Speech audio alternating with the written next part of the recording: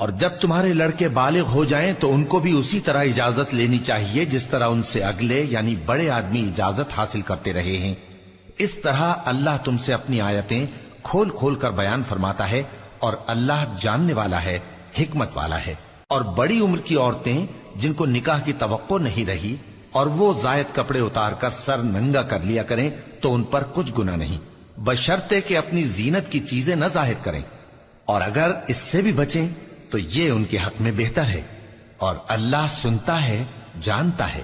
نہ تو اندھے پر کچھ گناہ ہے اور نہ لنگڑے پر اور نہ بیمار پر اور نہ خود تم پر کہ اپنے گھروں سے کھانا کھاؤ، یا اپنے باپ دادا کے گھروں سے، یا اپنی ماؤں کے گھروں سے، یا بھائیوں کے گھروں سے، یا اپنی بہنوں کے گھروں سے، یا اپنے چچاؤں کے گھروں سے، یا اپنی پھوپھیوں کے گھروں سے، یا اپنے ماموؤں کے گھروں سے، یا اپنی خالاؤں کے گھروں سے، یا اس گھر سے جس کی کنجیاں تمہارے ہاتھ میں ہوں، یا اپنے دوستوں کے گھروں سے۔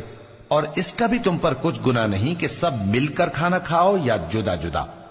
پھر جب گھروں میں جایا کرو تو اپنے گھر والوں کو سلام کیا کرو، یہ اللہ کی طرف سے مبارک اور پاکیزہ تحفہ ہے۔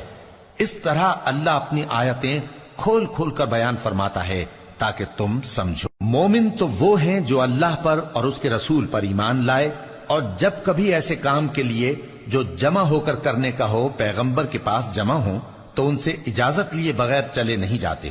اے پیغمبر، جو لوگ تم سے اجازت حاصل کرتے ہیں وہی اللہ پر اور اس کے رسول پر ایمان رکھتے ہیں۔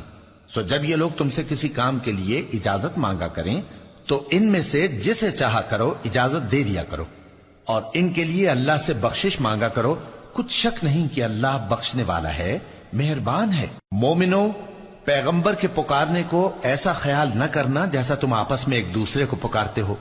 بے شک اللہ کو وہ لوگ معلوم ہیں جو تم میں سے آنکھ بچا کر کھسک جاتے ہیں۔ تو جو لوگ ان کے حکم کی مخالفت کرتے ہیں ان کو ڈرنا چاہیے کہ ایسا نہ ہو کہ ان پر کوئی آفت پڑ جائے یا تکلیف دینے والا عذاب نازل ہو۔ دیکھو، جو کچھ آسمانوں اور زمین میں ہے سب اللہ ہی کا ہے۔